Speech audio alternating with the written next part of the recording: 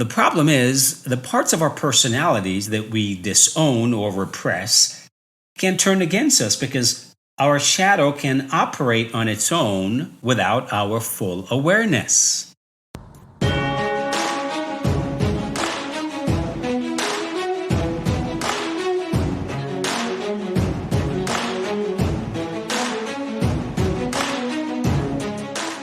Hey there, I'm Dr. Del Millers, and this is Energize Your Life After 50. You see, the goal of this podcast is to help you answer one simple question, and that is, how do you want to live the next chapter in your life? Do you want to keep it as it is, or do you want more? Do you want to be better, fitter, stronger, healthier without meds, more confidence, more sex appeal? Do you want to get your mojo back? Maybe you want to be the you you've always thought you could be. So each week we'll look at simple ways to intentionally create your next chapter, prioritizing your health, your physicality, your emotional and spiritual well-being, as well as looking and feeling your best. Are you up for the challenge? Then let's get moving.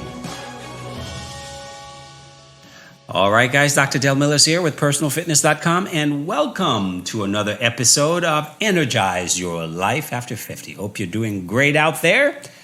Today we're going to talk about the dark side. Why you must embrace your shadow self or your dark side before you can create your future self. And, this idea of creating your future self is part of the work I do with my clients. I help them to create a future self and a future self alter ego and work backwards to create the life that they want, the future self. In order to get to that future self, well, they have to learn to embody the mindset, habits, and behaviors of that future self, right? You have to learn to become that future self and live that way now. That is one of the ways of being successful at what you're doing, whether it's transforming your body or transforming your life, transforming your business in any area. The future self work is a powerful one to help you get to where you're trying to go. So when we talk about the shadow, right? The shadow is basically the dark side of our personality, quote unquote, dark side of our personality. Our personal shadow is our disowned self. It consists mainly of the negative aspects of our personality that we disowned. It's whatever we perceived as inferior, evil, or unacceptable. Greed, selfishness, rage, our base instincts or perverted ideas. Those are all parts of our shadow self, the dark side of our personality. Unfortunately, these disowned parts of our personality can't go anywhere because they're still parts of the self, right? So we repress them. They become part of the unconscious mind. So all of the repressed and unacceptable parts of our personalities are neatly bundled into what psychologist Carl Jung called the personal shadow. Our shadow self, however, is always with us. It's our dark sister or brother, always standing right behind us, and left unchecked, your shadow will be controlling your every move. So let's talk about that today. But before we get started, I'd like to take this time to remind you of a few important resources that are available to you. Number one, my free masterclass. The top 3 things you must do to lose weight and keep it off. Okay, if you're struggling with weight as an issue, then you must check out that masterclass. There's also my webinar, Get Your Sexy Back. If you're ready to truly transform your body and your life, then please sign up for the webinar. It's free. You also have access to a free health strategy call with me when you're ready to move forward in a powerful way. I also have a vault of coaching videos at my website, personalfitness.com. You can find all of that, sign up for all of that at my website, personalfitness.com. And lastly, please consider subscribing to this podcast. There is a link in the episode notes. And thank you. Thank you for being here. I really do appreciate you. All right, Dr. Del Millers here again, and today we are talking about your shadow self. or why you should embrace your dark side. Your shadow self is the dark side. As I mentioned, it's all the repressed parts of our personalities that we don't like about ourselves, or we try to hide from the rest of the world. Psychologist Carl Jung developed this concept of archetypes. And two of his famous archetypes that he developed one was called the persona, and the other the shadow self. And the persona was basically, the word actually came from a Latin word that literally means masks. So the persona represents the many masks we wear in our lives throughout, our lives, to represent ourselves to the world, the faces that we put on to the world. And of course, some of those faces are fake, right? Just look at social media. Does anybody ever post anything bad about themselves on social media?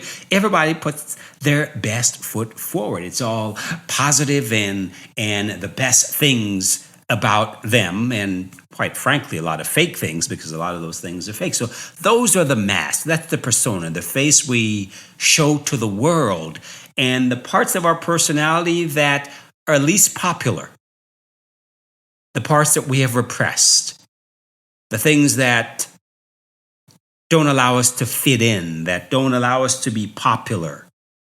Those are the parts of our personality that, well, guess what? They don't go anywhere. They're still with us every single day.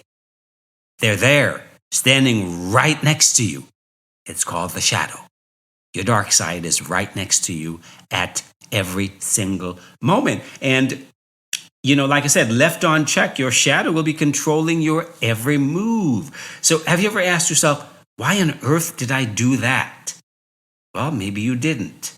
Your shadow did. So as Carl Jung once said, until you make the unconscious conscious, it will direct your life and you will call it fate. Isn't that powerful?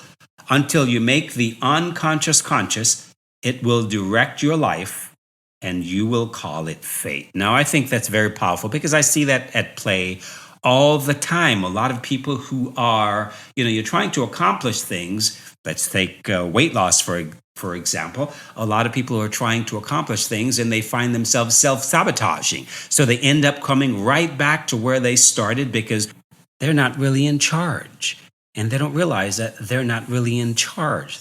The shadow self is in charge. So until you learn to really embrace that shadow self, you'll find that you'll be self-sabotaging yourself quite a bit. You'll get some results and give it back, get some results and give it back. And that's the way it's going to continue, this struggle. There'll be this internal conflict, this struggle, because a lot of times we're just not aware of the majority of the things we do. Only 5% of our daily behaviors and actions are from the conscious mind. The other 95% of the things we do on a daily basis are controlled by the subconscious mind. And guess who lives in the subconscious, folks? That's right, our shadow self, the dark side of our personalities, right? The parts of ourselves that we have repressed for years. So let's talk about how the shadow came to be. Here's the deal. As kids, we want to fit in, right? We weren't born with a shadow. We developed a shadow. As kids, we want to get our needs met. We want to please our parents, our teachers, our caregivers, and the authorities around us, remember? Because we learn that that's how we get our needs met. We also want to belong. It's important as human beings to have a sense of belonging, to be part of something, part of a community, because it's lonely to be the kid without friends, don't you think? Not to mention terribly damaging to a young kid's self-esteem. So we learn to repress those parts of ourselves that are not popular. So as kids, we learn to do one of two things, or even both. We either choose to be a stubborn son of a bitch and say, I'll show you, or we learn to repress those parts of ourselves that are the least popular in order to appease those around us. That means separating our best qualities, generosity, compassion, thoughtfulness, things like that, from our perceived worst qualities: selfishness, anger, rage, greed, lying, things that are not very popular. And sometimes the problem is we even learn to repress the most unique parts of ourselves, right? In order to feel safe, to be accepted, to belong, to fit in, so that we're no longer a target. As a kid, I did both of these things. See, moving from Jamaica to New York City was that's a huge change in my life. And, being the kid who speaks funny with a Jamaican accent, or, I used to wear funny clothes because my mom's philosophy was always, oh, you'll grow into it. I don't think as a young kid I wore clothes that fit. You'll grow into it. And, think about a kid at that age in middle school. In New York, we call it primary school. And here in California, we call it middle school. I don't think I ever wore anything that fit properly all through my middle school years. So obviously, I was bullied for looking funny and sounding funny. And at the time, I was just this little skinny little kid, I was as skinny as a broomstick, folks. You could see me. I was just swallowed up in my clothes. You get that picture, right? Just a little head popping out of these big clothes. So obviously I was bullied. So my way of showing them, I was a stubborn son of a bitch. I've always been a stubborn person. So my way of showing them was I decided to become the most popular kid in school. And I do mean that literally. I decided to become the most popular kid in school. I was always one of the two kids at the top of the class, top of my class, every single class. I was one of the two kids in the class who got the highest grade on every exam. I became captain of the debate team. I was class president. Then I became student body president. I graduated valedictorian of my class. I went to an Ivy League school. Yay, Columbia University. And that was in part my way of showing them, that this skinny little kid who speaks funny and looks funny could be somebody. So that's one of the things we do. We either decide to become a stubborn son of a gun and decide to show them, or the second thing we do, we learn to repress parts of ourselves, parts of our personality, and parts of who we are in order to fit in. So, I learned to do that too. I learned to repress the most unpopular parts of my personality, and the most glaring was a funny accent. So I learned to repress that accent and to develop the most proper speaking. I learned to speak the most proper English better than the Queen of England herself. So growing up in New York, people would always say to me, wow, you are so articulate. And that was a behavior totally driven by that little kid in me repressing a funny accent. Why? To fit in, to not be a target, to not be someone who people bully, right? Which, by the way, later on in high school, didn't make me very popular among the girls because I went to a predominantly black high school in the Bronx, and girls would always say things to me like, you sound so white, so I wasn't popular with girls in high school, not until I got to college, but that's a different story. We're not going to talk about that. So the point is, be careful the message you feed to your kids, because when you tell a kid repeatedly, be quiet, you talk too much, or you need to calm down, you're too much. That's one I used to hear a lot. You need to calm down, you're too much. Well, isn't that better than not being enough? So you internalize these things. We internalize these messages and start to repress those parts of our personalities that are most unpopular in order to what? To fit in order to belong, in order to feel safe. So the point is, the parts of our personalities that we repress become the shadow. Things like selfishness, greed, anger, hate, narcissism, perversion, rage. And unfortunately for some of us, even some of our most positive qualities like our voice, which we suppress after we're told so many times that you talk too much. We end up suppressing our voice. So we lose our voice as adults and we let people walk all of us. Well, this is where it comes from, okay? even parts of our creative selves that come from being too much, quote unquote, too much. You're being too much. You're being too loud. From being out there, from being loud and bombastic. Those are things that later on, well, that's part of our creative selves. And we'll learn to repress those parts of our personalities, those parts of ourselves. So be careful the messages you feed your kids. That's one of the things I think about. I've got a daughter who never has a loss for words. I mean, she could just talk and talk and talk and talk and talk and talk and talk and talk and talk. And it never ends. And I have to be careful what I say to her, because I know later on in life there are lots of ways in which that ability to speak, to never have a loss for words, could serve her well. So the thing I say to her, I said, honey, why don't we just learn to leave some space for silence? Instead of telling her, you talk too much, be quiet, you talk too much, which, yes, I used to do, but I catch myself and I don't do that. I learn to say things like, why don't we learn to practice silence right now, or just leave some space for silence? That's a positive way of putting a spin on things that doesn't shut her down and getting her to feel like, oh, I'm talking too much and this is not a popular thing and I shouldn't do this. So the bottom line here, folks, we weren't born with a shadow. A shadow is something we develop. It's something we develop to fit in, to get our needs met, to belong as part of a group, part of our community. But here's the thing. The shadow can turn against you, and that's the important thing of learning to embrace the shadow. The parts of our personality that we disown can turn against us because our shadow can operate on its own without our full awareness. When you're not aware, again, like I said, when you ask yourself from time to time, why did I do that? Well, maybe you didn't. Your shadow did, right? The shadow can sabotage our best intentions because it operates secretly in the background, beyond our awareness. Remember, it's part of the subconscious mind. So when you're not thinking about it, you'll find yourself doing things that you ordinarily wouldn't do, or saying hurtful things to the ones you love that you later regret. This is the shadow at work, folks. And until we learn to integrate the shadow as part of our personality, to integrate is to become whole.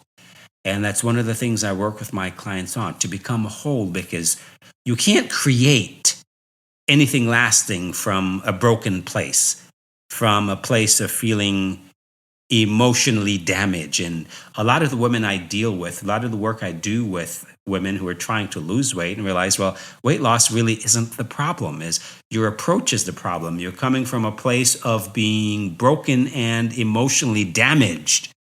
And no one was born broken or emotionally damaged. We were born whole and complete. The problem is we learn to repress parts of ourselves, and those parts of ourselves end up controlling the things we do, our mindset, habits, and behaviors. And until we learn to integrate those, the disintegrated parts of self, the parts that are crying out to be heard, feelings unexpressed, unfinished business, until we learn to deal with that, those are the things I work with my clients on, dealing with those unfinished business and giving voice to feelings unexpressed. That is part of how we learn to integrate the shadow self. So let's briefly talk a little bit about how to go about integrating the shadow self, or how to learn to embrace the dark side of our personality. And here's a big one. One of the first thing is always awareness, right? Awareness is always the key to changing anything. If you're not aware of things, you can't change it. So you have to learn to become aware of your shadow at work. And here's one way to do that. We call this psychological projections, right? Your emotional reactions to people. If you learn to watch your emotional reactions to people, remember, the shadow is really the repressed parts of our personalities, all the things we try not to see in ourselves. But guess what? We tend to quickly see all those inferior qualities in others. We call this, again, projections. So all the things we don't want to see in ourselves, we project onto other people. So one of the best ways to catch your shadow at work is to practice noticing your strong emotional reactions to others. We tend to react strongly to the qualities we see in others that we have disowned in ourselves. So the best way to catch your shadow at work is look for those strong emotional reactions to others. Look for the things that really pushes your button, right? That other people do, the behaviors that other people do that really pushes your button. Chances are that's your shadow at work. That's a disowned part of yourself that you don't want to recognize, but you quickly will see it in other people. So just learn to be aware of that and just maybe just journal about it. Write it down and just write about what comes to mind. That is a powerful thing to do. Notice your projections and notice that the things that you can see in yourself, you tend not to have a big emotional reaction to those kinds of things when you see other people do them. Case in point, sometimes I get on the freeway and there's just a long line to get on the freeway. And sometimes, instead of sitting in that bloody long line, I just race up to the front and cut into the front. And yes, I know it's a shitty behavior, but hey, one of my qualities I'm working on is patience, and I lack patience sometimes. And sometimes I do sit there in that line and I see other people race up to the front and just cut in front of the person and get on the freeway. And it brings a smile to my face. Why? Because I see myself do the same thing. I do the same thing. So I don't have a big emotional charge to it versus other times with other people, and they would get so upset about that simple thing. They would get so upset about it because, again, it's something about them that they can't see in themselves, so they project it onto others. Anyway, my friends, I hope that's been helpful. Remember, to create your future self, you must embrace your shadow or your dark side. Otherwise, you will be controlled by that dark side, that shadow self, and you will say, as Carl Jung mentioned, that it is fate. It is not fate. You're just being controlled by your shadow self or your dark side. So try watching those projections and journal about it. Write them down and see what shows up for yourself. Powerful little technique there. And until next time, my friends, I hope you do well. By the way, I just want to mention that I have started a weight loss group for women.